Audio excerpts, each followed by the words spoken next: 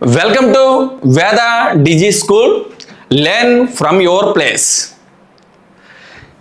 ఈ క్లాస్లో మనం ప్రధానంగా విద్యా దృక్పథాలు పర్స్పెక్టివ్స్ ఇన్ ఎడ్యుకేషన్ విద్యా దృక్పథాలలో భాగంగా ఉపాధ్యాయ సాధికారత టీచర్ ఎంపవర్మెంట్కి సంబంధించిన వివిధ ముఖ్యమైన అంశాలను తెలుసుకోవడానికి ప్రయత్నం చేద్దాం. టీచర్ ఎంపవర్మెంట్ ఉపాధ్యాయ సాధికారత మనకి ఈ పాఠ్యాంశంలో మనకి ప్రధానంగా మూడు మేజర్ కాన్సెప్ట్స్ అనేవి మనకి కనిపించడం జరుగుతుంది. అందులో ఫస్ట్ వన్ ఉపాధ్యాయ సాధికారత అండ్ సెకండ్ వన్ ఉపాధ్యాయ సాధికారతను పెంపొందించే సంస్థలు, థర్డ్ వన్ ఉపాధ్యాయ వృత్తి. ఈ విధంగా మనకి త్రీ మేజర్ కాంపోనెంట్స్ కనిపిస్తాయి. దీనిలో భాగంగా ఉపాధ్యాయ సాధికారత అనే ఈ మేజర్ కాంపోనెంట్లో మనకి ప్రధానంగా అసలు ఉపాధ్యాయ సాధికారత అంటే ఏమిటి, ఉపాధ్యాయ సాధికారతను ప్రభావితం చేసే కారకాలు ఏమిటి, అదేవిధంగా ఉపాధ్యాయ సాధికారత యొక్క స్థాయిలు ఏమిటి, ఎన్ని స్థాయిలలో ఉపాధ్యాయ సాధికారత ఉంటుంది. మరొకసారి ఉపాధ్యాయ సాధికారత అంటే ఏమిటి, ఉపాధ్యాయ సాధికారతను ప్రభావితం చేసే కారకాలు లేదా అంశాలు ఏమిటి, ఉపాధ్యాయ సాధికారత అనేది ఎన్ని స్థాయిలలో మనకి కనిపించడం జరుగుతుంది అనేది మనకి ఈ కాంపోనెంట్లో మనం డిస్కస్ చేయడం జరుగుతుంది. తర్వాత మనకి ఉపాధ్యాయ సాధికారతను పెంపొందించే సంస్థలు మనకి ప్రధానంగా 5 స్థాయిలలో కనిపిస్తాయి. జాతీయ సంస్థలు, అదేవిధంగా రాష్ట్ర స్థాయి సంస్థలు, నెక్స్ట్ జిల్లా స్థాయి సంస్థలు, మండల స్థాయి సంస్థలు, క్లస్టర్ స్థాయి సంస్థలు. ఈ విధంగా మనకి 5 స్థాయిలలో ఉపాధ్యాయుని యొక్క సాధికారతను పెంపొందించడానికి తోడ్పాటును అందించే సంస్థలు మనకి కనిపించడం జరుగుతుంది. వాటిని గురించి కూడా డిస్కస్ చేయడం జరుగుతుంది రెండో కాన్సెప్ట్లో. ఇక థర్డ్ వన్ వచ్చేసరికి ఉపాధ్యాయ వృత్తి. దీనికి సంబంధించి మనకి ఉపాధ్యాయ ప్రవర్తన నియమావళి, అదేవిధంగా ఉపాధ్యాయుడు నిర్వహించవలసిన రిజిస్టర్లు, రికార్డులు, వీటిని గురించి మనం డిస్కస్ చేయడం అనేది జరుగుతుంది. సో ఈ విధంగా మనకి ఉపాధ్యాయ సాధికారతకి సంబంధించి 3 మేజర్ కాన్సెప్ట్స్ అనేవి మనకి డిస్కస్ చేయవలసిన అవసరం అనేది ఉంది. అందులో ఫస్ట్ మేజర్ కాన్సెప్ట్ వచ్చేసరికి మనకి ఉపాధ్యాయ సాధికారత.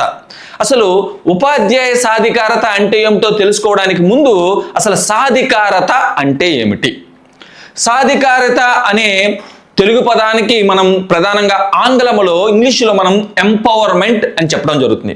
ఎంపవర్మెంట్ అనే ఆంగ్ల పదము మనకి సాధికారత, ఎంపవర్మెంట్ అనే ఆంగ్ల పదానికి సమాన అర్థం ఇచ్చు తెలుగు పదం ఏది అంటే సాధికారత. ఇందులో సాధికారత అంటే ఏమిటి అంటే సామర్థ్యాలను మెరుగుపరుచుకోవడం. మొట్టమొదట సాధికారత అంటే సామర్థ్యాలను మెరుగుపరుచుకోవడం. దాన్నే మనము ఉపాధ్యాయుడికి అన్వయించినట్లయితే ఉపాధ్యాయుడు తన యొక్క సామర్థ్యాలను మెరుగుపరుచుకోవడానికి సంబంధించిన భావననే ఉపాధ్యాయ సాధికారత అంటాం. సో ఇక్కడ ఒక్కసారిగా అబ్జర్వ్ చేసినట్లయితే ఉపాధ్యాయుడు తనలో ఉన్న సామర్థ్యాలను మెరుగుపరుచుకోవడానికి సంబంధించిన భావనను ఉపాధ్యాయ సాధికారత అంటారు. సింపుల్గా సాధికారత అంటే ఒక వ్యక్తి తన యొక్క జీవితం పైన లేదా తాను నిర్వహించే వృత్తి పైన పూర్తి నియంత్రణ కలిగి ఉండడాన్నే సాధికారత అంటాము. అదేవిధంగా ఉపాధ్యాయుడు తన యొక్క వృత్తి నిర్వహణ పైన పూర్తి నియంత్రణ కలిగి ఉండడాన్నే మనం ఉపాధ్యాయ సాధికారత అంటాం. సో పూర్తి ఆ నియంత్రణ కలిగి ఉండి పూర్తిగా తాను చేసే పని మీద పూర్తి నియంత్రణ, కంట్రోల్ అనేది ఉన్నట్లయితే దాన్ని మనం సాధికారతగా మనం చెప్పడం జరుగుతుంది. అయితే ఈ ఉపాధ్యాయ సాధికారతకు సంబంధించి మనకి ప్రధానంగా 2 విద్యావేత్తలు ఇచ్చిన నిర్వచనాలను మనం ప్రధానంగా ఒకసారి అనాలిసిస్ చేసుకోవాల్సి ఉంటుంది. అందులో మొదటి వ్యక్తి మనం తీసుకున్నట్లయితే గుడ్మెన్. ఇక్కడ గుడ్మెన్ అనే విద్యావేత్త మనకి ఇచ్చిన నిర్వచనాన్ని ఒక్కసారిగా అబ్జర్వ్ చేసినట్లయితే మనకి ఇక్కడ ఉపాధ్యాయ సాధికారత అంటే ఏమిటి, లేదా ఉపాధ్యాయ సాధికారత కలిగిన ఉపాధ్యాయుడు లేదా సాధికారత కలిగి ఉన్న ఉపాధ్యాయుడు ఎటువంటి కృత్యాలను నిర్వహించగలుగుతాడు అనేది మనకి ఈ నిర్వచనంలో మనకి క్లియర్ కట్గా మనకి కనిపించడం జరుగుతుంది. అందులో మనం ప్రధానంగా తీసుకున్నట్లయితే సాధికారత గల ఉపాధ్యాయులు విషయ విశ్లేషణ చేయగలుగుతారు, దానితో పాటు సృజనాత్మకమైన పద్ధతులను ఉపయోగించగలుగుతారు, సృజనాత్మకమైన వనరులను ఉపయోగించగలుగుతారు, విద్యార్థులలో ఆలోచనలను రేకెత్తించగలుగుతారు, అంతేకాకుండా వివిధ రకాలైన అనుభవాలను కలగజేస్తారు. విద్యార్థులకు తాను బోధించబోయే అంశం పట్ల వివిధ రకాలైన అభ్యసన అనుభవాలను కలగజేస్తారు. అటువంటి సమర్థతను ఇనుబడింపజేయడాన్ని మనం ఏమంటామంటే ఉపాధ్యాయ సాధికారత అంటారు. అంటే సాధికారత కలిగి ఉన్న ఉపాధ్యాయులు విషయ విశ్లేషణ చేయగలుగుతారు, సృజనాత్మకమైన అంటే వివిధ రకాలైన బోధనా పద్ధతులను ఉపయోగించగలుగుతారు, వివిధ రకాలైన బోధనోపకరణాలను లేదా బోధనా వనరులను ఉపయోగించగలుగుతారు. అదేవిధంగా మనం తీసుకున్నట్లయితే వివిధ రకాలైన అభ్యసన అనుభవాలను కలగజేసి తాను బోధించబోయే అంశానికి సంబంధించిన భావనను సరైన పద్ధతులలో విద్యార్థుల్లో ప్రవేశపెట్టగలిగే సమర్థతను కలిగి ఉంటారు ఉపాధ్యాయులు. అటువంటి భావనని మనం ఉపాధ్యాయ సాధికారతగా మనం చెప్పడం జరుగుతుంది అని చెప్తారు గుడ్ మ్యాన్ అనే విద్యావేత్త మనకి ఇచ్చిన నిర్వచనం. అదేవిధంగా మనం తీసుకున్నట్లయితే ఇంకొక రెండో వ్యక్తి మనం తీసుకున్నట్లయితే ఒకసారి అబ్జర్వ్ చేస్తే లాంగ్మన్ అనేది ఇతను ఏంటంటే కాంటెంపరీ ఇంగ్లీష్ డిక్షనరీని ప్రిపేర్ చేసిన వ్యక్తి లాంగ్మన్. అతను 1998లో ఇక్కడ కాంటెంపరీ ఇంగ్లీష్ డిక్షనరీలో అసలు ఎంపవర్మెంట్ అంటే ఏమిటో మనకి క్లియర్ కట్గా వివరించడం జరిగింది. ఎంపవర్మెంట్ అంటే to give someone more control. ఇక్కడ ఒకసారి అబ్జర్వ్ చేయండి. To give someone more control over their own life. దేని మీద? Over their own life. తన యొక్క జీవితం మీద లేదా తన యొక్క పరిస్థితుల పైన, సిచ్యువేషన్స్ పైన పూర్తి నియంత్రణ కలిగి ఉండడాన్నే సాధికారత అంటారు అని క్లియర్ కట్గా లాంగ్మన్ అనే అతను మనకి కాంటెంపరీ ఇంగ్లీష్ డిక్షనరీలో మనకి వివరించడం జరిగింది. తమ స్వంత జీవితము లేదా స్వంత పరిస్థితులపై పూర్తి అధికారాన్ని కలిగి ఉండడాన్ని మనం ఏమంటామంటే సాధికారతగా మనకి వివరించడం జరిగింది లాంగ్మన్. దేంట్లో? కాంటెంపరీ ఇంగ్లీష్ డిక్షనరీలో వివరించడం జరిగింది. అదేవిధంగా మనకి తీసుకున్నట్లయితే అసలు మనకి ఈ ఉపాధ్యాయ సాధికారత, ఇక్కడ రెండు అంశాలను మనం ఇక్కడ మాట్లాడాం. ఒకటి సాధికారత అంటే ఏమిటో క్లియర్గా వివరించారు లాంగ్మన్. అదేవిధంగా రెండోది ఉపాధ్యాయ సాధికారత అంటే ఏమిటో క్లియర్గా వివరించడం జరిగింది గుడ్మెన్. మరి ఉపాధ్యాయ సాధికారతను మనకి ప్రభావితము చేసే అసలు అంశాలు ఏమిటి అనేది నేర్చుకోవడానికి ముందు అసలు ఉపాధ్యాయ సాధికారత అంటే ఏమిటో ఇంకా మరికొన్ని భావనల ద్వారా మనం ఇక్కడ తెలుసుకుందాం. బోధన అభ్యసన ప్రక్రియలో స్వయం నిర్ణయాలు తీసుకోగలిగితే వారిలో వృత్తి ఎడల బాధ్యత పెరుగుతుంది. అసలు సాధికారత అంటేనే తన యొక్క వృత్తి పట్ల సొంత నిర్ణయాలు, స్వతహా సిద్ధంగా నిర్ణయాలు తీసుకోగలిగి ఉండడం. అలా ఉపాధ్యాయుడు తన యొక్క బోధన అభ్యసన ప్రక్రియ పైన సొంత నిర్ణయాలను తీసుకోగలిగినట్లయితే ఉపాధ్యాయ వృత్తి పట్ల బాధ్యత పెరిగి అందులో దాని యొక్క లక్ష్యాలను సాధించడానికి కమిట్మెంట్గా వర్క్ చేయడం జరుగుతుంది. అంటే సాధికారత అనేది ఉపాధ్యాయుడికి తన వృత్తి పట్ల బాధ్యతను పెంచుతుంది.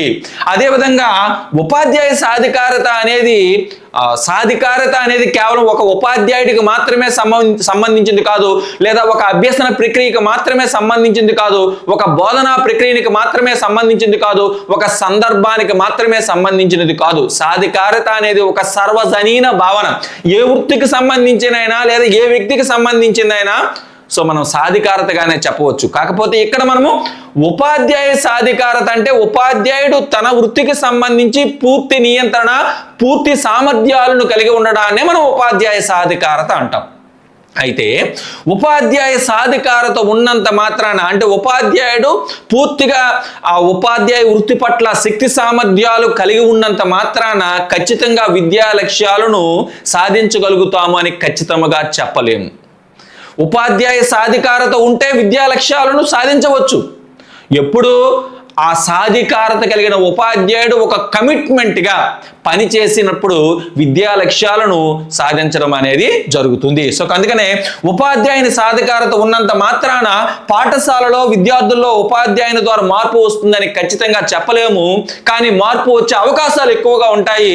ఎటువంటి పరిస్థితుల్లో అంటే ఉపాధ్యాయుడు తనలో ఉన్న శక్తి సామర్థ్యాలను, తన యొక్క బోధనా పద్ధతులను, బోధనా వ్యూహాలను తనకు తెలిసిన వివిధ యొక్క బోధనా కృత్యాలను సరైన పద్ధతులలో సమర్థతతో ఉపయోగించినప్పుడు, కమిట్మెంట్గా ఉపయోగించినప్పుడు ఖచ్చితంగా ఏంటంటే బోధనా లక్ష్యాలను లేదా విద్యా లక్ష్యాలను, గమ్యాలను చేరుకునే అవకాశం అనేది ఎక్కువగా ఉండడం జరుగుతుంది. ఇక నెక్స్ట్ మనకి తీసుకున్నట్లయితే ఇక్కడ సెకండ్ వన్ ఇక్కడ మనం తీసుకున్నట్లయితే ఉపాధ్యాయ సాధికారతను ప్రభావితం చేసే కారకాలు లేదా ఉపాధ్యాయ సాధికారతను ప్రభావితం చేసే అంశాలు. ఇక్కడ మనకి ప్రధానంగా 4 అంశాలు అనేవి ఉపాధ్యాయ సాధికారతను ప్రభావితం చేస్తూ ఉంటాయి. అందులో మొదటి అంశం మనం తీసుకున్నట్లయితే ఉపాధ్యాయుల రూపచిత్రము లేదా వారి లక్షణాలు లేదా లక్షణాంశాలు. రెండవది వచ్చేసరికి ఉపాధ్యాయులకు లభించే వృత్తిపూర్వ శిక్షణ. ఇక మూడవది వచ్చేసరికి విద్యా ప్రణాళికల మౌలిక లక్ష్యాలు. నాలుగవది వచ్చేసరికి విద్యార్థుల ఉపలబ్ధి లేదా అచీవ్మెంట్ మూల్యాంకనము. దానికి సంబంధించి మొత్తం మనకి 4 అంశాలు మనకు కనిపిస్తాయి. ఈ 4 అంశాలు కూడా ఉపాధ్యాయ సాధికారతను ప్రభావితం చేసే అంశాలు లేదా ప్రభావితం చేసే కారకాలుగా మనం చెప్పడం జరుగుతుంది. ఇక్కడ ఒక విషయాన్ని గమనించాలి. ఈ 4 అంశాలు కూడా వేరువేరుగా ఏమీ ప్రభావం చూపవు. ఈ 4 అంశాలు కూడా పరస్పరం ఒకదాని మీద ఒకటి ప్రభావం చూపుతూ ఉపాధ్యాయ సాధికారత మీద ప్రభావం చూపడం జరుగుతుంది. అందులో మొదటిది ఉపాధ్యాయుల రూపచిత్రము, ప్రొఫైల్, వారి యొక్క లక్షణాంశాలు. యాక్చువల్గా లక్షణాలు కాదు, లక్షణాంశాలు. లక్షణాలకి చాలా తారతమ్యం అనేది ఉంది. లక్షణాంశాలు అంటే ఒక వ్యక్తిలో ఇంచుమించుగా శాశ్వతంగా ఉండే గుణాలను లేదా ఒక వ్యక్తిలో ఇంచుమించుగా శాశ్వతంగా ఉండే లక్షణాలను మనం లక్షణాంశాలుగా చెప్పడం జరుగుతుంది. యాక్చువల్గా మూర్తిమత్వము అనే చాప్టర్లో సైకాలజీలో మనకి లక్షణాంశాలు అనే పదం మనకు కనిపిస్తుంది. లక్షణాంశాలు అంటే ఒక వ్యక్తిలో ఇంచుమించుగా శాశ్వతంగా ఉండే గుణాలు. సో ఉపాధ్యాయ వృత్తి పట్ల అభిరుచిని కలిగి ఉండడం, సహజ సామర్థ్యాన్ని కలిగి ఉండడం వంటి ఏవైతే ఈ ఇంచుమించుగా శాశ్వతంగా ఉండే లక్షణాలు ఉంటాయో ఆ లక్షణాంశాలే మనకి ఉపాధ్యాయ సాధికారతను ప్రభావితం చేసే మొట్టమొదట అంశముగా లేదా మొట్టమొదట కారకముగా చెప్పడం జరుగుతుంది. అదేవిధంగా రెండోది వచ్చేసరికి ఉపాధ్యాయులకు లభించిన వృత్తిపూర్వ శిక్షణ.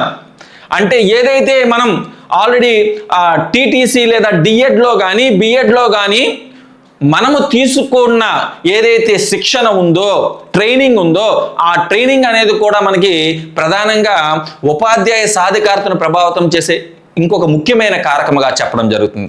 ఈ ట్రైనింగ్లో భాగంగానే వివిధ రకాలైన బోధనా వ్యూహాలను నేర్చుకుంటాం, వివిధ రకాలైన బోధనా పద్ధతులను నేర్చుకుంటాం, వివిధ రకాలైన బోధనోపకరణాలను ఏ విధంగా ఉపయోగించాలో మనం నేర్చుకోవడం జరుగుతుంది. సో కనుక ఏవైతే ఈ వృత్తిపూర్వ శిక్షణ ఉంటుందో, వృత్తిపూర్వ శిక్షణ అంటే మనం వృత్తిని చేపట్టడానికి ముందే, ఉపాధ్యాయ వృత్తిని చేపట్టడానికి ముందే బీఈడీలోనో లేదా డిఎడ్లోనో మనం తీసుకున్న ట్రైనింగ్ ఏదైతే ఉంటుందో ఆ ట్రైనింగ్ అనేది కూడా మనకి ఉపాధ్యాయ సాధికారతను ప్రభావితం చేసే ఒక ముఖ్యమైన కారకముగా చెప్పడం జరుగుతుంది. ఇక నెక్స్ట్ మూడో అంశం వచ్చేసరికి విద్యా ప్రణాళికల మౌలిక లక్ష్యాలు. అసలు విద్యా ప్రణాళిక లేదా పాఠ్య ప్రణాళిక ఏదైతే ఉందో మనము కరికులం అంటాం.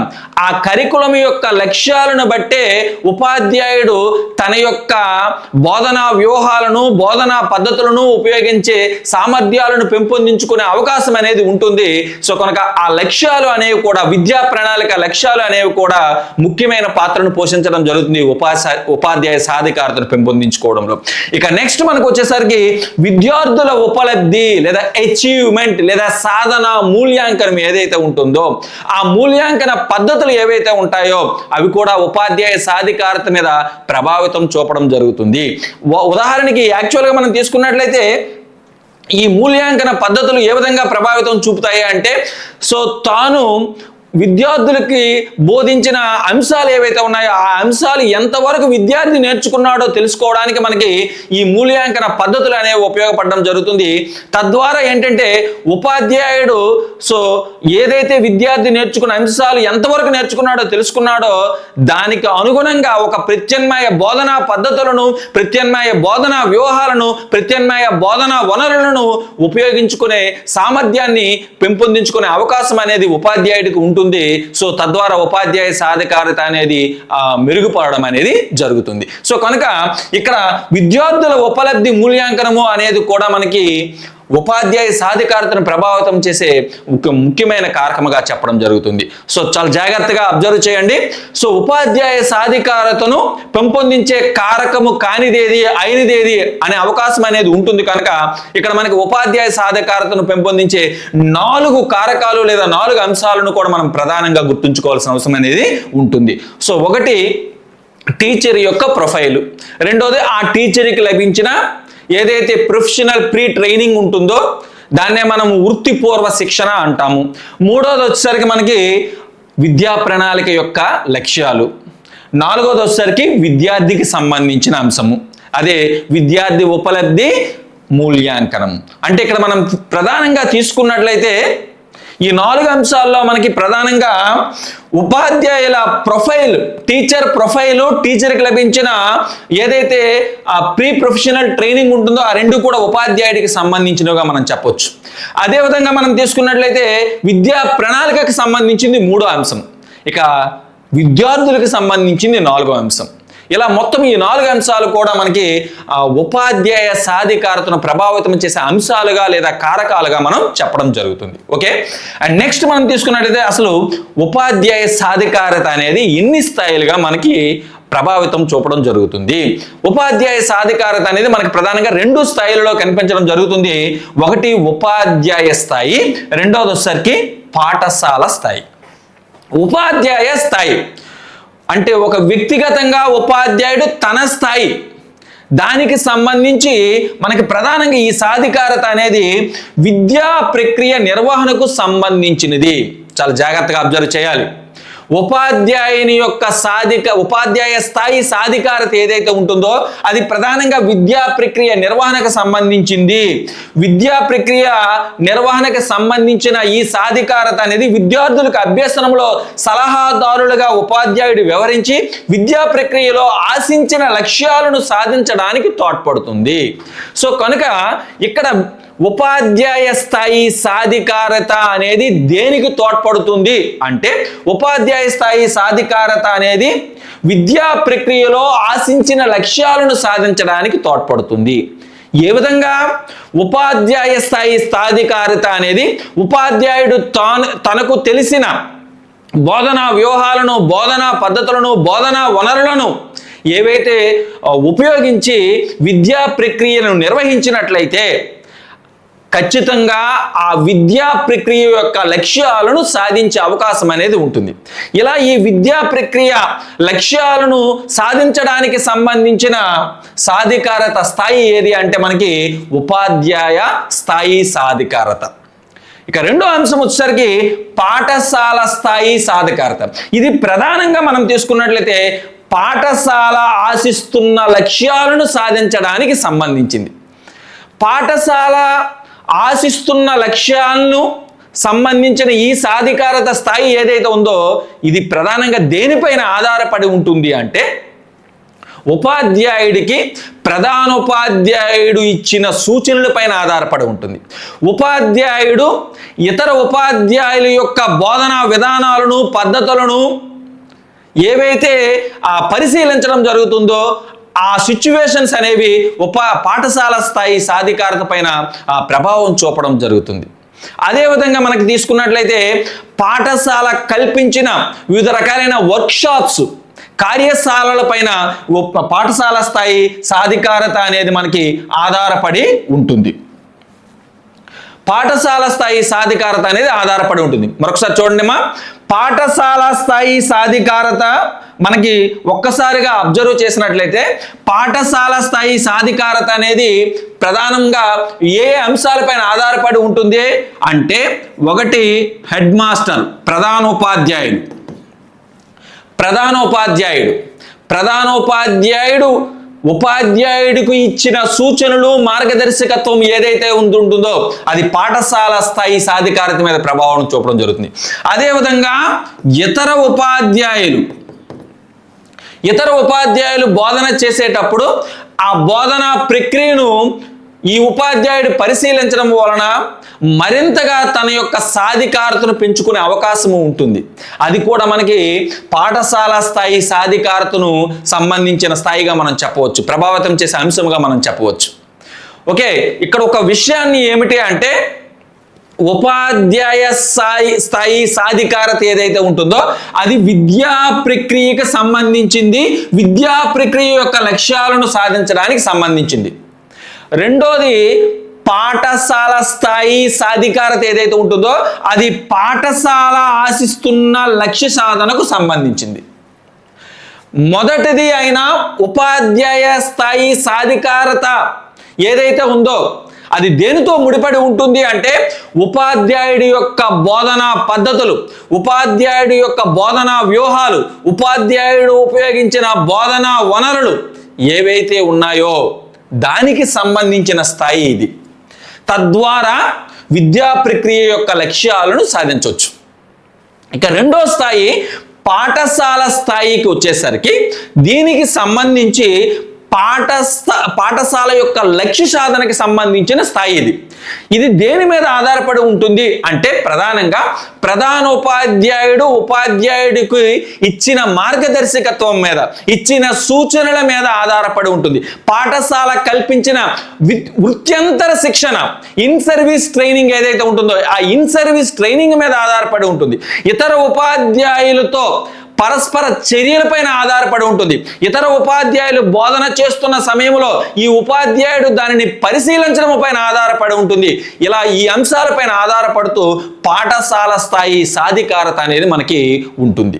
సో ఈ విధంగా మనకి ఉపాధ్యాయ సాధికారత అనేది మనకి రెండు స్థాయిలలో కనిపిస్తుంది. ఒకటి ఉపాధ్యాయ స్థాయి, ఇది విద్యా ప్రక్రియకు సంబంధించింది, విద్యా ప్రక్రియ లక్ష్య సాధనకు సంబంధించింది. రెండోది వచ్చేసరికి పాఠశాల స్థాయి, ఇది పాఠశాలకు సంబంధించింది, పాఠశాల ఆశిస్తున్న లక్ష్య సాధనకు సంబంధించింది. సో ఈ విధంగా మనం ఉపాధ్యాయ సాధికారత స్థాయిలను చెప్పవచ్చు. ఇక నెక్స్ట్ వచ్చేసరికి మనకి సెకండ్ మేజర్ కాంపోనెంట్ మనం తీసుకున్నట్లయితే ఉపాధ్యాయ సాధికారతను పెంపొందించే సంస్థలు. ఉపాధ్యాయుడు తన యొక్క శక్తి సామర్థ్యాలను మెరుగుపరుచుకోవడానికి ప్రధానంగా 5 స్థాయిలలో మనకి ఉపాధ్యాయ సాధికారతను పెంపొందించే సంస్థలు కనిపిస్తాయి. అందులో మొదటిది మనం తీసుకున్నట్లయితే జాతీయ స్థాయి సంస్థలు, రెండోది రాష్ట్ర స్థాయి సంస్థలు, మూడోది వచ్చేసరికి జిల్లా స్థాయి సంస్థలు, నాలుగోది మండల స్థాయి సంస్థలు, ఇంకా ఐదోది వచ్చేసరికి క్లస్టర్ స్థాయి సంస్థలు. ఇలా మనకి 5 స్థాయిలలో ఉపాధ్యాయ సాధికారతను పెంపొందించే సంస్థలు మనకి కనిపించడం జరుగుతుంది. అందులో జాతీయ స్థాయి సంస్థలు ఒకసారిగా మనం తీసుకున్నట్లయితే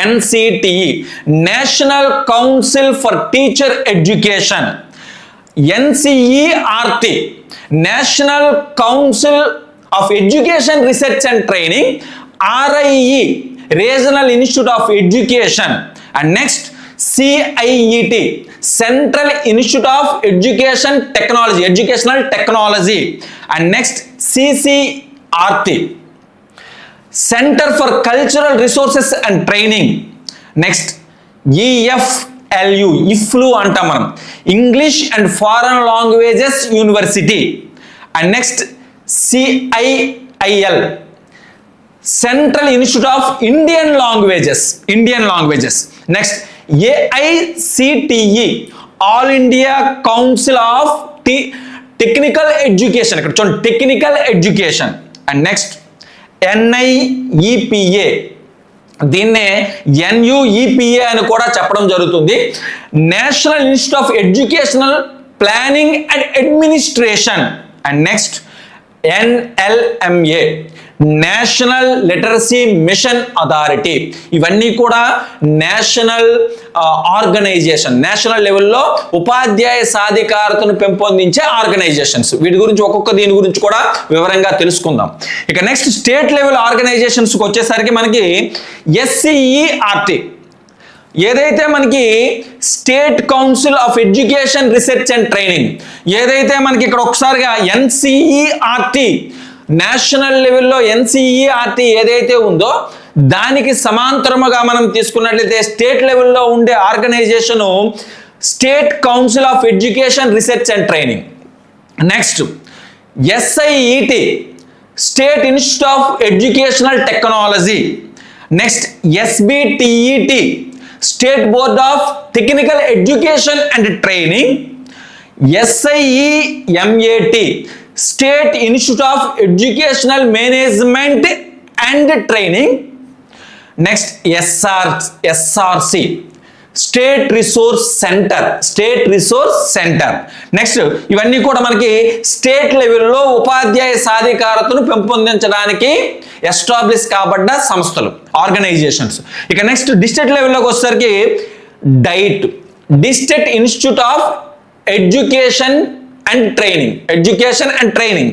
సో డైట్ దీంట్లో భాగంగానే DRU, డిస్ట్రిక్ట్ రిసోర్స్ యూనిట్ కూడా ఒక డైట్లో భాగంగానే పనిచేయడం జరుగుతుంది, ముఖ్యంగా ఉపాధ్యాయ సాధికారతను పెంపొందించడానికి. తర్వాత మండల స్థాయిలోకి వచ్చేసరికి MRC, మండల్ రిసోర్స్ సెంటర్. అలాగే క్లస్టర్ లెవెల్లోకి వచ్చేసరికి CRC, క్లస్టర్ రిసోర్స్ సెంటర్. ఈ విధంగా మనకి వివిధ స్థాయిలలో ఉపాధ్యాయుడు తన యొక్క సామర్థ్యాలను మెరుగుపరుచుకోవడానికి అనేక అవకాశాలను, అనేక శిక్షణలను కల్పిస్తున్న సంస్థలు ఇవి. అందులో మొదటగా మనము జాతీయ స్థాయి సంస్థల గురించి తెలుసుకోవడానికి ప్రయత్నం చేద్దాం. ఇందులో ఒక్కొక్కటిగా ముందు వాటి యొక్క ఎబ్రివేషన్స్ ఏమిటి ముందుగా చూద్దాం. ఫస్ట్ మనం తీసుకున్నట్లయితే NCTE, national council for teacher education. Abbreviations కూడా మనకు అడుగుతున్నాడు. సో కనుక NCTE, national council for teacher education. Next NCERT, national council of education research and training. Next RIE, regional institute of education. CIET, central institute of educational technology. చూడండి, educational technology. And next CCRT, centre for cultural resource and training. Next IFLU, English and foreign language university. CIIL, central institute of Indian languages. AICTE, all India council of technical education. NIEPA, national institute of educational planning and administration. And next NLMA, national literacy mission authority. ఇవన్నీ కూడా national లెవెల్లో మనకి ఉండే సంస్థలు. ఇక్కడ ఒక్కసారిగా observe చేసినట్లయితే national లెవెల్లో ఉండే ఈ సంస్థలు మనం ఒక్కొక్కటిగా అబ్జర్వ్ చేసినట్లయితే వీటి గురించి వివరంగా తెలుసుకుందాం. కాకపోతే ఒక్కొక్క వాక్యం మనం ఇక్కడ మాట్లాడవలసిన పరిస్థితి అనేది ఉంది, అంటే ఈజీగా గుర్తుంటుంది. ఇక్కడ NCTE అనేసరికి టీచర్ ఎడ్యుకేషన్ మనం గుర్తుంచుకోవాలి. టీచర్ ఎడ్యుకేషన్ అంటే నేషనల్ లెవెల్లో ఉపాధ్యాయ విద్య పైన పనిచేస్తున్న ముఖ్యమైన సంస్థ NCTE. ఉపాధ్యాయ విద్యకి సంబంధించి జాతీయ స్థాయిలో విధానపరమైన నిర్ణయాలు తీసుకునే సంస్థ NCTE. సో ఆ విధంగా గుర్తుంచుకోవాలి. దాని గురించి వివరంగా తెలుసుకుందాం నెక్స్ట్ సెషన్స్లో. తర్వాత NCERT అనేది, ఇది మనం ప్రధానంగా తీసుకున్నట్లయితే NCERT ఒక్కసారిగా అబ్జర్వ్ చేసినట్లయితే ఇది స్కూల్ ఎడ్యుకేషన్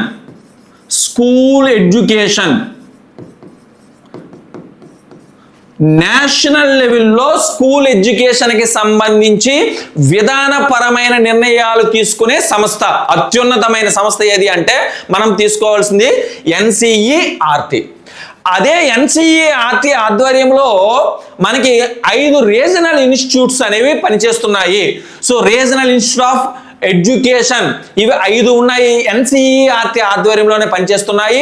ఆయా ప్రాంతాలకు సంబంధించి స్కూల్ ఎడ్యుకేషన్కి సంబంధించి ముఖ్యమైన ట్రైనింగ్స్ ఇవ్వడం అనేది వీటి యొక్క ముఖ్యమైన లక్ష్యం. అలాగే CIET కూడా మనకి NCERT ఆధ్వర్యంలోనే, RIE కూడా NCERT ఆధ్వర్యంలోనే పనిచేస్తున్నాయి.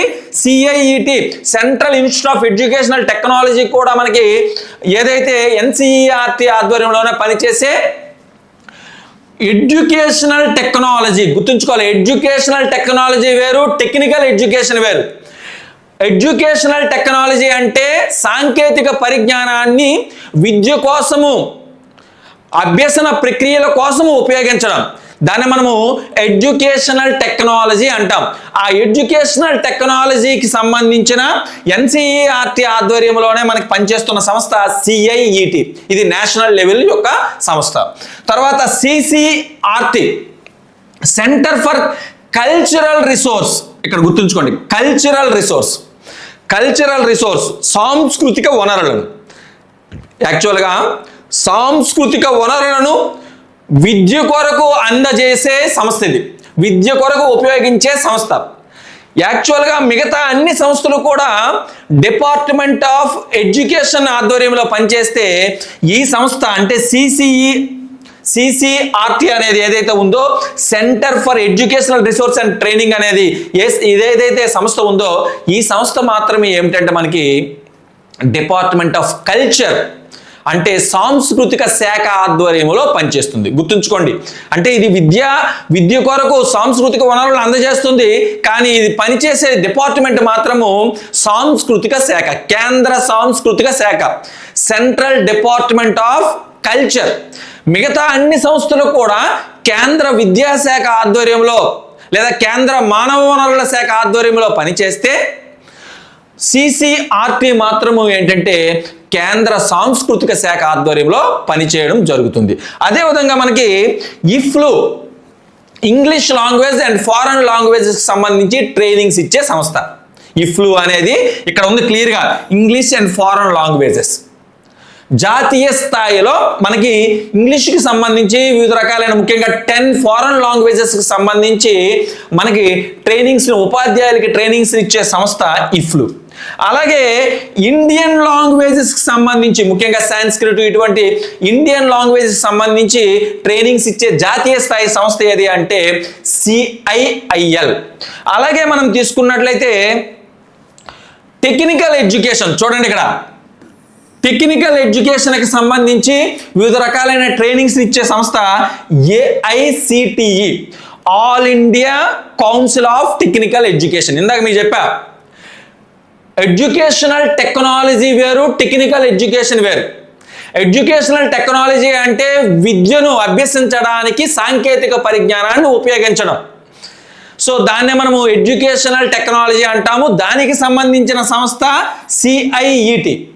అలా కాకుండా టెక్నికల్ ఎడ్యుకేషన్, ఇంజనీరింగ్, సో ఇటువంటి దీనికి సంబంధించిన టెక్నికల్ ఎడ్యుకేషన్ ఏదైతే ఉందో, ఆ టెక్నికల్ ఎడ్యుకేషన్కి సంబంధించిన కంప్యూటర్ ఎడ్యుకేషన్ కానీ, సో ఈ టెక్నికల్ ఎడ్యుకేషన్కి సంబంధించిన సంస్థ ఏది అంటే మనకి ఏఐసిటిఈ. గుర్తుంచుకోవాలి అక్కడ. అందుకనే ఎడ్యుకేషనల్ టెక్నాలజీ వేరు, టెక్నికల్ ఎడ్యుకేషన్ వేరు. Okay, next NIEPA, national institute of educational planning and administration.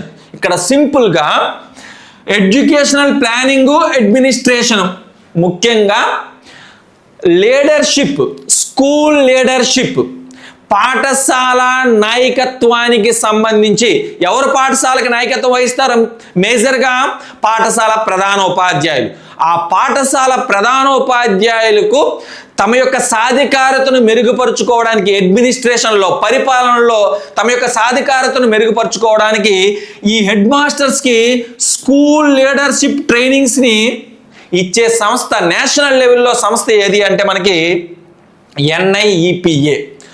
Head మాస్టర్స్కి school leadership ట్రైనింగ్స్ని అందజేసే సంస్థ ఇది. ఓకే, తర్వాత NLMA, ముఖ్యంగా అడల్ట్ ఎడ్యుకేషన్, వయోజన విద్య, అడల్ట్ ఎడ్యుకేషన్ ఏదైతే ఉంటుందో, ఈ అడల్ట్ ఎడ్యుకేషన్కి సంబంధించిన సంస్థే నేషనల్ లెవెల్లో మనకి నేషనల్ లిటరసీ మిషన్ అథారిటీ అంటాం. ఇవి మనకి నేషనల్ లెవెల్లో మనకి వివిధ రకాలైన ట్రైనింగ్స్ని, వివిధ రకాలైన ఎడ్యుకేషనల్ ట్రైనింగ్స్ని అందజేసి ఉపాధ్యాయులకు సాధికారతను పెంపొందించడానికి తోడ్పడిన సంస్థలు. మరొకసారి చూడండి, NCTE అనేసరికి గుర్తుకు రావాల్సింది టీచర్ ఎడ్యుకేషన్, NCERT కానీ RIE కానీ గుర్తుకు రావాల్సింది స్కూల్ ఎడ్యుకేషన్. తర్వాత CIET అయితే ఎడ్యుకేషనల్ టెక్నాలజీ. CCRT అయితే కల్చరల్ రిసోర్సెస్ని ఎడ్యుకేషన్కి అందజేసే సంస్థ. IFLU ఫారెన్ అండ్ ఇంగ్లీష్ లాంగ్వేజెస్కి సంబంధించిన ట్రైనింగ్స్. CIIL ఇండియన్ లాంగ్వేజెస్కి సంబంధించిన ట్రైనింగ్స్ని అందజేసే సంస్థ. తర్వాత AICTE టెక్నికల్ ఎడ్యుకేషన్కి సంబంధించి ట్రైనింగ్స్ అందజేసే సంస్థ. NIEPA ముఖ్యంగా హెడ్ మాస్టర్స్కి స్కూల్ లీడర్షిప్ ట్రైనింగ్స్ని అందజేసే సంస్థ. జాతీయ స్థాయి సంస్థ, ఇక్కడ నేను మాట్లాడుతున్నవన్నీ కూడా జాతీయ స్థాయి సంస్థలు. అదేవిధంగా రాష్ట్ర స్థాయిలో వీటికి ప్యారలల్గా కొన్ని సంస్థలు వర్క్ చేయడం జరుగుతుంది, వాటి గురించి కూడా మనం చూద్దాం.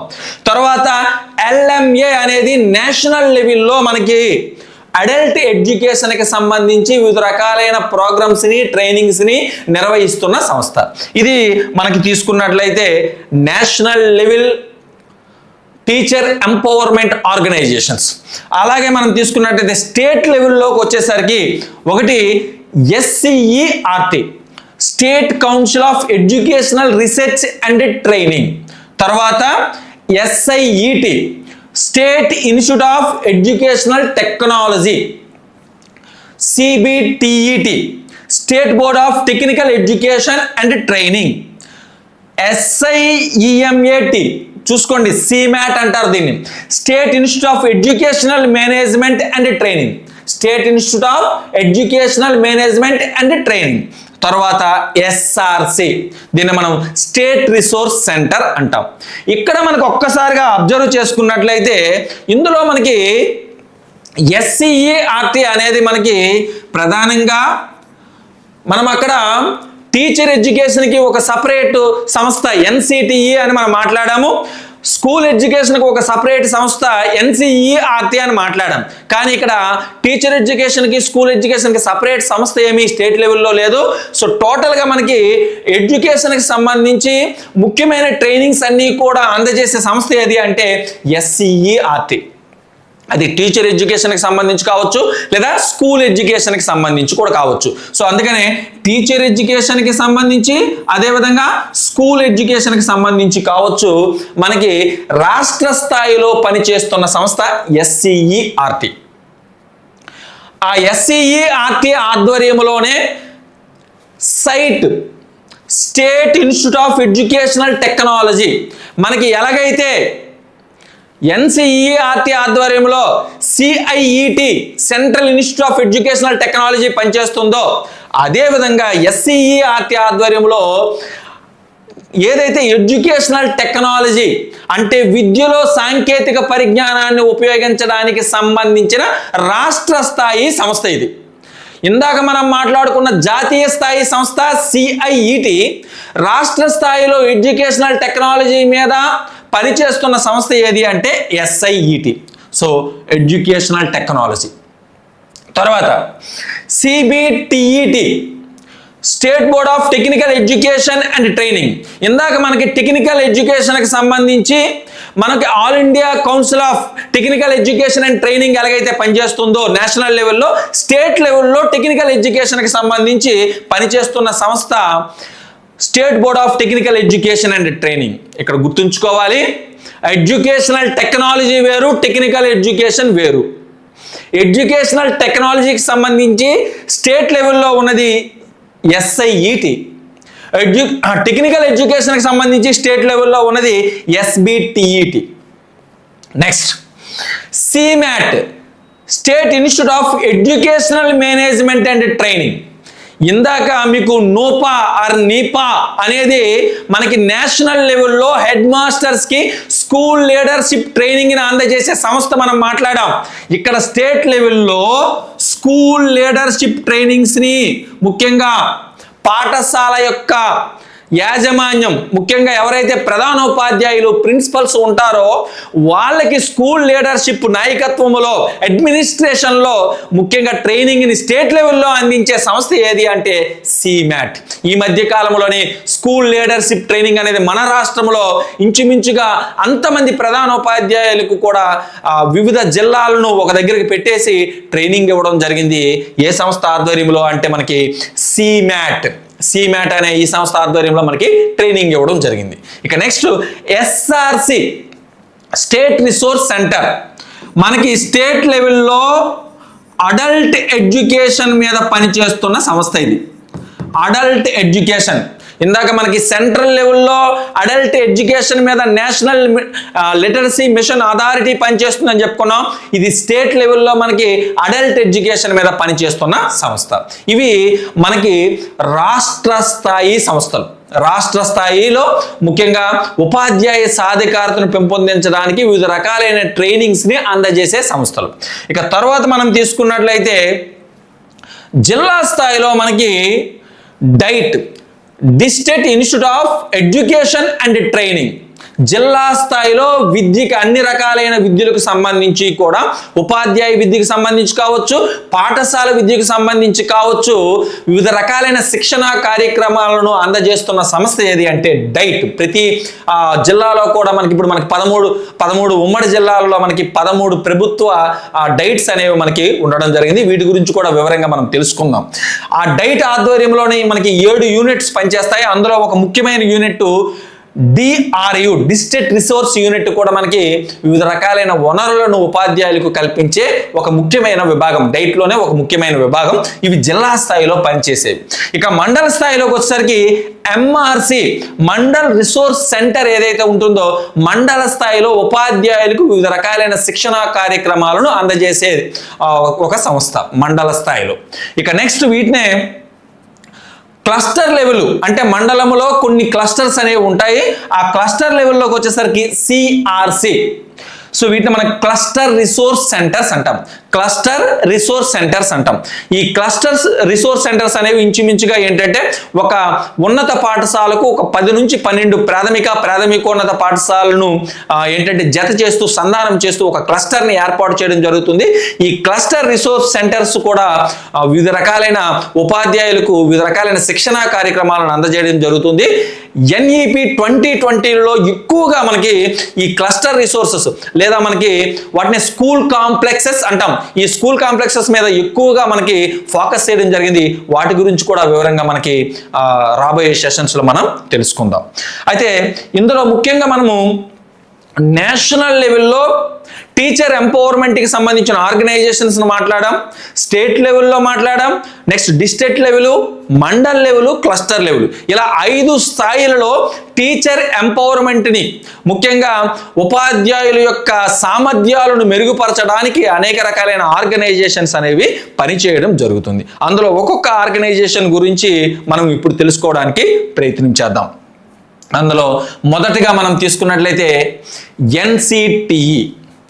NCTE అనేది national council for teacher education, జాతీయ ఉపాధ్యాయ విద్యా మండలి.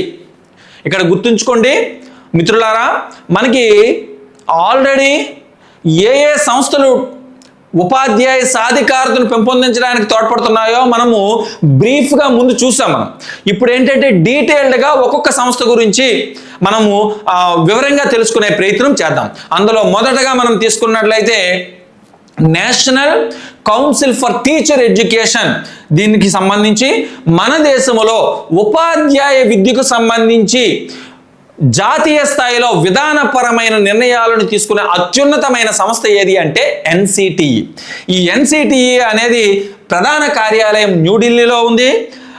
ఇది ప్రధానంగా జాతీయ ఉపాధ్యాయ విద్యా మండలి చట్టము 1993 1993లో చేయబడిన ఒక చట్టము. దేనికి సంబంధించి? జాతీయ ఉపాధ్యాయ విద్యా మండలి చట్టము 1993ని అనుసరించి 1995లో ఈ సంస్థ ఏర్పడింది. ఎప్పుడు?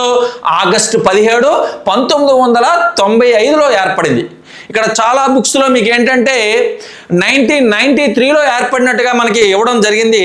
యాక్చువల్గా దీని యొక్క అఫీషియల్ వెబ్సైట్ని మనం ఒక్కసారిగా విజిట్ చేసినట్లయితే, NCTE అఫీషియల్ వెబ్సైట్ని మనం విజిట్ చేసినట్లయితే అక్కడ అబౌట్ అస్ అని NCTE గురించి వివరంగా ఇవ్వడం జరిగింది. ఇందులో NCTEకి సంబంధించిన చట్టము 1993లో చేయబడింది.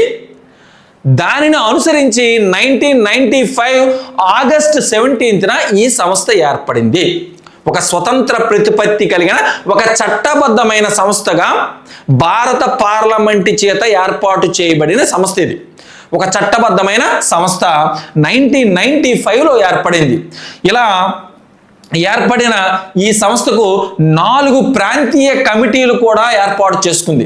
1995లోనే 4 రీజనల్ కమిటీస్ని కూడా ఏర్పాటు చేయడం జరిగింది. అందులో మనకి ఒక్కసారిగా మనం తీసుకున్నట్లయితే అందులో మొదట కమిటీ తూర్పు ప్రాంత కమిటీ, ఈస్టర్న్ రీజియన్ కమిటీ. దీని యొక్క హెడ్ క్వార్టర్ అనేది భువనేశ్వర్లో ఉంది. ఇందులో మనకి 12 స్టేట్స్ అనేవి మనకు కనిపించడం జరుగుతుంది. ఇక్కడ మీకు ఒకసారిగా అబ్జర్వ్ చేస్తున్నట్లయితే ఈ ఎల్లో కలర్లో ఉండే ప్రాంతం అంతా కూడా ఈస్టర్న్ రీజియన్ కింద వస్తుంది. మీకు ఇండియా మ్యాప్ను ఒక్కసారిగా అబ్జర్వ్ చేసినట్లయితే ఎల్లో కలర్లో ఉండే ఈ ప్రాంతాలన్నీ కూడా, ఎల్లో కలర్లో మనకు ముఖ్యంగా మనం తీసుకున్నట్లయితే 8 eastern states, north eastern states ఉంటాయి. అలాగే బీహారు, జార్ఖండ్, వెస్ట్ బెంగాల్, ఒడిస్సా మొత్తం కలిపితే 12 స్టేట్స్ అనేవి మనకి ఈస్టర్న్ రీజియన్ కిందకు వస్తాయి. దీని యొక్క హెడ్ క్వార్టర్ అనేది భువనేశ్వర్లో ఉంది. ఇక్కడ జాగ్రత్తగా అబ్జర్వ్ చేయండి.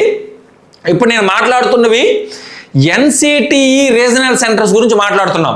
మరలా మనకి ఎన్సిఈఆర్టీ రీజనల్ సెంటర్స్ ఉంటాయి, సిసిఈఆర్టీ రీజనల్ సెంటర్స్ ఉంటాయి, ఇఫ్లూ రీజనల్ సెంటర్స్ ఉంటాయి. కనుక ఒకదానికి ఒకటి జాగ్రత్తగా అబ్జర్వ్ చేసుకుంటూ మనము మన మైండ్లో ఫ్రేమ్ చేసుకోవాల్సిన అవసరం అనేది ఉంది. సో ఇక నెక్స్ట్ వెస్ట్రన్ రీజనల్ కమిటీ యొక్క హెడ్ క్వార్టర్ భోపాల్లో ఉంది, మధ్యప్రదేశ్లోని భోపాల్లో ఉంది. నెక్స్ట్ ఇందులో మనకి 5 స్టేట్స్, ఒక యూనియన్ టెరిటరీ ఉంటుంది. అంటే ఈ బ్లూ కలర్లో ఉన్నవన్నీ కూడా అంటే గుజరాత్, మహారాష్ట్ర, మధ్యప్రదేశ్, ఛత్తీస్గఢ్, గోవా 5 స్టేట్స్. అదేవిధంగా దాద్రా నగర్ హవేలీ, డయ్యూ డామన్ ఒక యూనియన్ టెరిటరీ ఈ రీజియన్లోకి వస్తుంది మనకి. తర్వాత మనం తీసుకున్నట్లయితే నార్థరన్ రీజనల్ కమిటీ, ఇది జైపూర్లో, రాజస్థాన్లోని జైపూర్లో ఉంది. ఇది రాజస్థాన్. ఇందులో మనకి గ్రీన్ కలర్లో ఉన్నవన్నీ కూడా దీని కిందకు వస్తాయి. 6 స్టేట్స్ ఉన్నాయి, 4 యూనియన్ టెరిటరీస్ ఉన్నాయి. 6 స్టేట్స్ అంటే మనకి రాజస్థాన్, ఉత్తరప్రదేశ్, ఉత్తరాంచల్, అదేవిధంగా మనం తీసుకున్నట్లయితే హర్యానా, అదేవిధంగా మనకి పంజాబ్, నెక్స్ట్ హిమాచల్ ప్రదేశ్. ఈ 6 స్టేట్స్ కూడా మనకి ఈ రీజియన్ కిందకు వస్తాయి. Next 4 union territories, Jammu Kashmir, Ladakh, Chandigarh, New Delhi. ఈ 4 యూనియన్ టెరిటరీస్ కూడా మనకి నార్థరన్ రీజనల్ కమిటీ కిందకు వస్తుంది. దీని యొక్క హెడ్ క్వార్టర్ అనేది రాజస్థాన్లోని జైపూర్లో ఉంది. తర్వాత మనం తీసుకున్నట్లయితే దక్షిణ ప్రాంత కమిటీ అనేది అంటే సదరన్ రీజనల్ కమిటీ అనేది బెంగళూరులో ఉంది. సో కర్ణాటకలోని బెంగళూరులో ఉంది. దీనికి సంబంధించి మనం తీసుకున్నట్లయితే 5 స్టేట్స్ ఉన్నాయి. నెక్స్ట్ 3 యూనియన్ టెరిటరీస్ కూడా ఉన్నాయి. అంటే ఈ రీజియన్ మనకి తీసుకున్నట్లయితే 5 స్టేట్స్. మన ఆంధ్రప్రదేశ్ కూడా మనకి సదరన్ రీజియన్ కమిటీలోనే ఉంది. ఆంధ్రప్రదేశ్, తెలంగాణ, నెక్స్ట్ కర్ణాటక, కేరళ, తమిళనాడు 5 స్టేట్స్ ఉంటాయి. తర్వాత 3 యూనియన్ టెరిటరీస్ ఏంటంటే ఇక్కడ మీకు చూడండి పాండిచ్చేరి, అదేవిధంగా మనకి ఇక్కడ ఉండేది మనకి అండమాన్ నికోబార్ ఐలాండ్స్, అదేవిధంగా మనం తీసుకున్నట్లయితే లక్షద్వీప్స్. ఈ 3 యూనియన్ అంటే ఇక్కడ మొత్తం టోటల్గా సదరన్ ప్రాంతం అంతా కూడా మనకి ఇక్కడ వస్తుంది. దక్షిణ ప్రాంతం అంతా కూడా మనకి రావడం జరుగుతుంది. సో దీని యొక్క హెడ్ క్వార్టర్ అనేది బెంగళూరులో ఉంది. మాక్సిమం మనకి ఏ రీజియన్ యొక్క హెడ్ క్వార్టర్ ఏమిటనేది మనకి అడుగుతుంటాడు. ఒక్కొక్కసారి ఇన్డెప్త్గా వెళ్తే ఈ రీజియన్కి చెందిన రాష్ట్రం ఏది, చెందిన ప్రాంతం ఏది, చెందిన కేంద్రపాలిత ప్రాంతం ఏది అనే అడిగే అవకాశం ఉంటుంది. కనుక సో మనం ప్రధానంగా ఒక్కొక్క రీజియన్ గురించి మనం ప్రధానంగా ఏ స్టేట్స్ అనేవి దాంట్లో ఉన్నాయో మనం తెలుసుకునే అవసరం అనేది ఉంది. ఇక్కడ మనం ఫస్ట్ ఈస్టర్న్ రీజియన్ మనం తీసుకున్నట్లయితే ఇక్కడ నుంచి స్టార్ట్ అవుతుంది. Number 1 Arunachal Pradesh, number 2 Assam, number 3 Nagaland, అదేవిధంగా మణిపూర్, మిజోరాం, త్రిపుర, మేఘాలయ, సిక్కిం. ఈ 8 స్టేట్స్ కూడా మనకి నార్త్ ఈస్టర్న్ స్టేట్స్ అంటాం. ఇవన్నీ కూడా మనకి ఈస్టర్న్ రీజనల్ కమిటీ కిందకు వస్తాయి. వాటితో పాటు బీహార్, జార్ఖండ్, వెస్ట్ బెంగాల్ అండ్ ఒడిస్సా. టోటల్గా మనకి 12 స్టేట్స్ అనేవి మనకి ఈస్టర్న్ కమిటీ కిందకు వస్తాయి. దాని యొక్క హెడ్ క్వార్టర్ భువనేశ్వర్లో ఉంది. ఆ భువనేశ్వర్ అనేది ఏ స్టేట్లో ఉంది అంటే మనకి ఒడిస్సాలో ఉంది. తర్వాత మనం తీసుకున్నట్లయితే పశ్చిమ ప్రాంతం, అందుకనే మనం మ్యాప్ పరంగా ఒకసారిగా అబ్జర్వ్ చేసినట్లయితే ఈస్ట్ను ఉన్న ఈ స్టేట్స్ అన్నీ కూడా మనకి ఈస్టర్న్ రీజనల్ కమిటీ కిందకు వస్తాయి.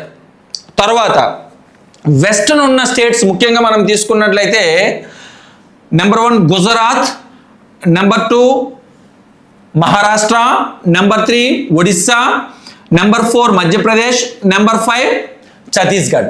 5 స్టేట్స్ ఉన్నాయి. అలాగే ఇది ఏంటంటే ఒక యూనియన్ టెరిటరీ కూడా ఉంది. ఒక యూనియన్ టెరిటరీ కూడా, ఇది యూనియన్ టెరిటరీ. దాద్రా నగర్ హవేలీ, డయ్యూ డామన్, ఈ రెండు కలిపి ఒకటే యూనియన్ టెరిటరీ. సో ఇవి మనకి వెస్ట్రన్ రీజనల్ కమిటీలో మనకి ఉంటాయి. తర్వాత మనకి నార్థరన్ రీజనల్ కమిటీ కిందకి వచ్చేసరికి ఇక్కడ ఒక్కసారి చూడండి. Number 1 Rajasthan, number 2 Uttar Pradesh, number 3 Uttaranchal or Uttarakhand, number 4 Haryana, number 5 Punjab, number 6 Himachal Pradesh. 6 states ఉన్నాయి. తర్వాత యూనియన్ టెరిటరీస్కి వచ్చేసరికి 1 లడఖ్, రెండోది వచ్చేసరికి మనకి జమ్మూ అండ్ కాశ్మీర్, మూడోది వచ్చేసరికి ఇది చండీగఢ్, నాలుగోది వచ్చేసరికి ఇది న్యూఢిల్లీ. 4 యూనియన్ టెరిటరీస్ ఉన్నాయి. అంటే నార్థరన్ రీజన్ కమిటీలో మనకి 6 స్టేట్స్, 4 యూనియన్ టెరిటరీస్ అనేవి ఉన్నాయి. దీని యొక్క హెడ్ క్వార్టర్ అనేది మనం తీసుకున్నట్లయితే జైపూర్, రాజస్థాన్లోని జైపూర్లో ఉంది. నెక్స్ట్ సదరన్ హెడ్ క్వార్టర్కి వచ్చేసరికి ఆల్రెడీ మనం మాట్లాడుకున్నాం. సదరన్ హెడ్ క్వార్టర్లో మన ఆంధ్రప్రదేశ్ ఉంది. 1 ఆంధ్రప్రదేశ్, 2 తెలంగాణ, మూడోది వచ్చేసరికి కర్ణాటక, 4 కేరళ, 5 తమిళనాడు. మొత్తము 5 స్టేట్స్ ఉన్నాయి. Next 3 union territories. అందులో 1 మనం తీసుకున్నట్లయితే యూనియన్ టెరిటరీస్లో మనం తీసుకున్నట్లయితే 1 పుదుచ్చేరి ఆర్ పాండిచ్చేరి, రెండోది వచ్చేసరికి సెకండ్ యూనియన్ టెరిటరీ ఇక్కడ ఒకసారి అబ్జర్వ్ చేస్తే Andaman Nicobar islands, third union territory ఇక్కడ మనం అబ్జర్వ్ చేసినట్లయితే లక్షద్వీప్స్. ఇలా మనకి 3 యూనియన్ టెరిటరీస్ అనేవి సదరన్ రీజియన్లో మనకి కనిపించడం జరుగుతుంది. సో ఇది మనం తీసుకున్నట్లయితే నేషనల్ కౌన్సిల్ ఫర్ టీచర్ ఎడ్యుకేషన్కి సంబంధించిన రీజనల్ కమిటీస్ అనేవి మనకి 4 ఉన్నాయి. మరొకసారి ఈస్టర్న్ రీజన్ కమిటీ యొక్క హెడ్ క్వార్టర్ భువనేశ్వర్, ఇది ఒడిస్సాలో ఉంది. వెస్ట్రన్ రీజన్ కమిటీ యొక్క హెడ్ క్వార్టర్ భోపాల్, ఇది మధ్యప్రదేశ్లో ఉంది. తర్వాత నార్థరన్ రీజన్ కమిటీ యొక్క హెడ్ క్వార్టర్ అనేది జైపూర్లో ఉంది, ఇది రాజస్థాన్లో ఉంది. అండ్ నెక్స్ట్ దక్షిణ ప్రాంతం సదరన్ రీజనల్ కమిటీ యొక్క హెడ్ క్వార్టర్ అనేది బెంగళూరులో ఉంది, ఇది కర్ణాటక స్టేట్లో ఉంది. తర్వాత మనం తీసుకున్నట్లయితే దీనికి సంబంధించిన మరికొన్ని అంశాలను మనం ఒకసారి అబ్జర్వ్ చేసినట్లయితే పూర్వ ప్రాథమిక, ప్రాథమిక, ఎలిమెంటరీ, సెకండరీ స్థాయిలో వృత్తిపూర్వ శిక్షణ, వృత్యంతర శిక్షణ, దూర విద్య ద్వారా శిక్షణ అందజేసి ఉపాధ్యాయ విద్యలో గుణాత్మకతను పెంపొందించడానికి, ఇక్కడ గుర్తుంచుకోవాలి, ఉపాధ్యాయ విద్య, టీచర్ ఎడ్యుకేషన్కి సంబంధించి ఒక క్వాలిటీ టీచర్ ఎడ్యుకేషన్ని పెంపొందించడానికి తోడ్పాటును అందించే జాతీయ స్థాయి సంస్థ ఇది. తర్వాత NCF national curriculum framework for teacher education TE, NCF TE 2009ని రూపొందించింది కూడా ఏది అంటే మనకి ఎన్సిటిఈ. గుర్తుంచుకోండి అమ్మా, ఎన్సిఎఫ్ ఎస్సీలు ఉన్నాయి. ఎన్సిఎఫ్ ఎస్సీ అంటే national curriculum framework for school education. అది మనకి 1975 వస్తుంది, 1988 వస్తుంది, తర్వాత 2000 వస్తుంది, 2005 వస్తుంది, రీసెంట్గా 2023 కూడా వస్తుంది. దాని గురించి మనం ఎన్సిఈఆర్టీలో మాట్లాడతాం. ఎందుకంటే స్కూల్ ఎడ్యుకేషన్కి సంబంధించి కరికులం ఫ్రేమ్వర్క్స్ని తయారు చేస్తున్న సంస్థ ఏది అంటే ఎన్సిఈఆర్టీ. అలా కాకుండా టీచర్ ఎడ్యుకేషన్కి సంబంధించి మనకి నేషనల్ కరికులం ఫ్రేమ్వర్క్ని తయారు చేసే సంస్థ ఏది అంటే ఎన్సిటిఈ. సో అందుకని మనకి national curriculum framework for teacher education ఎప్పుడు తయారు చేశారంటే 2009లో తయారు చేశారు. దీన్ని తయారు చేసిన సంస్థ ఏది అంటే ఎన్సిటిఈ. తర్వాత మనం తీసుకున్నట్లయితే ఎన్సిటిఈకి సంబంధించి టీచర్ ఎడ్యుకేషన్కి సంబంధించి 2012లో ఒక ముఖ్యమైన కమిటీని వేయడం జరిగింది. అదే జస్టిస్ వర్మ కమిషన్. ఆ కమిషన్ యొక్క సిఫార్సులకు అనుగుణంగా 2014లో ఉపాధ్యాయ విద్యలో టీచర్ ఎడ్యుకేషన్లో అనేకమైన మార్పులు చేయడం జరిగింది. ఆ మార్పులు ఎప్పుడు చేశారు అంటే 2014లో చేయడం జరిగింది. జస్టిస్ వర్మ కమిషన్ అనేది దేనికి సంబంధించింది, ఏ జాతీయ స్థాయి సంస్థకు సంబంధించింది అంటే ఎన్సిటిఈకి సంబంధించింది, లేదా ఏ రకమైన ఎడ్యుకేషన్కి సంబంధించింది అంటే ఉపాధ్యాయ విద్యకి సంబంధించింది, టీచర్ ఎడ్యుకేషన్కి సంబంధించిన సంస్థగా మనం దీన్ని కమిషన్గా మనం చెప్పడం జరుగుతుంది. ఇది ఎప్పుడు వేయడం జరిగింది అంటే 2012వ సంవత్సరంలో వేయడం జరిగింది. దీని యొక్క నివేదికను అనుసరించి ఎన్సిటిఈకి సంబంధించి టీచర్ ఎడ్యుకేషన్ సంబంధించి 2014లో అనేకమైన మార్పులను చోటు చేసుకోవడం జరిగింది. ఇవి మనం ప్రధానంగా ఎన్సిటిఈకి సంబంధించిన అతి ముఖ్యమైన అంశాలు. ఇక నెక్స్ట్ మనం తీసుకున్నట్లయితే ఎన్సిటిఈని అనుసరించి ఇక్కడ ఏదైతే ఎన్ఈపి 2020ని అనుసరించి ఎన్సిటిఈ వాళ్ళు ప్రధానంగా కొన్ని ముఖ్యమైన ఇనిషియేటివ్స్ని తీసుకురావడం జరిగింది. గుర్తుంచుకోవాలి, ఎందుకంటే ఎన్ఈపి 2020 న్యూ ఎడ్యుకేషనల్ పాలసీ 2020 గురించి ఎక్కువగా మనకి ఫోకస్ అవుతుంది. సో దీనికి సంబంధించి ఎన్సిటిఈ వాళ్ళు కొన్ని ముఖ్యమైన ఇనిషియేటివ్స్ని ఇనిషియేట్ చేయడం జరిగింది. ఒకటి ITEP, integrated teacher education programme. 4 years integrated BEd డిగ్రీని అందజేసే ఉద్దేశంతో ఈ ఇనిషియేటివ్ని తీసుకురావడం జరిగింది. తర్వాత రెండోది వచ్చేసరికి ఎన్పిఎస్టి, national professional standards for teachers. 2022-23 నాటికి ఉపాధ్యాయులకి సంబంధించిన ఏదైతే ఆ స్టాండర్డ్స్ ఉన్నాయో ఆ స్టాండర్డ్స్ని నిర్ణయించడానికి సంబంధించిన ఇనిషియేటివ్స్ ఇది. తర్వాత మూడోది వచ్చేసరికి NMM, national mission for mentoring. గుర్తుంచుకోండి, మానిటరింగ్ కాదు, మెంటరింగ్ అంటే ముఖ్యంగా నాలెడ్జ్ని షేర్ చేసుకోవడానికి పియర్ గ్రూప్ లెర్నింగ్ కొరకు ఒక టీచర్కి ఇంకొక టీచరు తన యొక్క నాలెడ్జ్ని షేర్ చేసుకోవడానికి అవకాశం ఉండే ఒక ముఖ్యమైన ఇనిషియేటివ్ ఏది అంటే మనకి national mission for mentoring. Monitoring కాదు, మెంటరింగ్. గుర్తుంచుకోండి, అంటే ఒక టీచర్ ఇంకొక టీచర్కి తన యొక్క నాలెడ్జ్ని షేర్ చేసుకోవడం. దీనికి ఉద్దేశించే మనకి స్కూల్ కాంప్లెక్సెస్ని, క్లస్టర్ రిసోర్స్ సెంటర్స్ని ఏర్పాటు చేయడం అనేది జరిగింది. ఇది మనకి ఎన్సిటిఈ వాళ్ళు ఎన్ఈపి 2020ని అనుసరించి ప్రస్తుతం అమలు చేస్తున్న ఇనిషియేటివ్స్ ఇవి.